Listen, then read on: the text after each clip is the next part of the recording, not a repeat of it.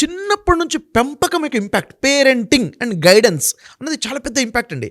ఎవడు కూడా ఒకేసారి ఇలాంటి మనస్తత్వంలోకి రాడు కదా, అవునా కదా? ఒక వ్యక్తి ఇంత క్రిమినల్గా యాక్ట్ చేస్తున్నాడు, ఇంత హింసాత్మకంగా వైలెంట్గా ఉన్నాడంటే వైలెన్స్ అనేది వన్ డేలో వచ్చేది కాదు. ఇది చిన్నప్పటి నుంచి పెంపకం యొక్క ప్రభావం ఖచ్చితంగా ఉంటుంది.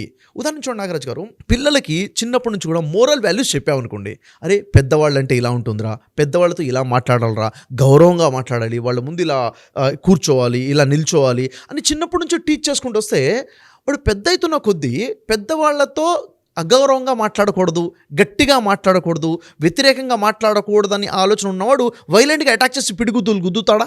అవకాశమే లేదు కదా.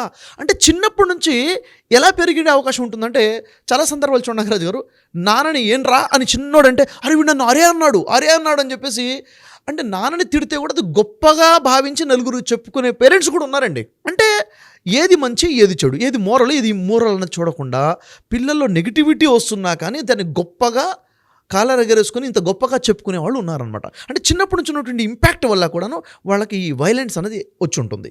రెండోది, చిన్నప్పటి నుంచి ఫ్యామిలీలో వైలెన్స్ చూశారనుకోండి, అంటే అగ్రెసివ్గా కొట్టడము తిట్టడము అన్నది చూసుంటే దాన్ని మిమిక్ చేస్తారు, దాన్నే వీళ్ళు కూడా అనుకరించే ప్రయత్నం చేస్తారు. ఇది ఫ్యామిలీ యొక్క ఇంపాక్ట్, పెంపకం వల్ల ఇంపాక్ట్ అని చెప్పొచ్చు. ఇది వన్ డేలో జరిగింది కాదు కదా, చిన్నప్పుడు జరుగుతుంది. ఇదంతా కూడా మనం చూసుకోవాలి. రూట్ కాజ్ ఏంటి అంటే ఇది రూట్ కాజ్ అయి ఉంటుంది. మరొక రీజన్ చూడండి నాగరాజు గారు, కామన్గా చాలా ఫ్యామిలీస్లో జరిగేది, పిల్లల ముందే తల్లిదండ్రులు గొడవ పడుతున్నారు, గొడవ పట్టి అరుసుకొని కొట్టుకునేదాకా వెళ్తుంది.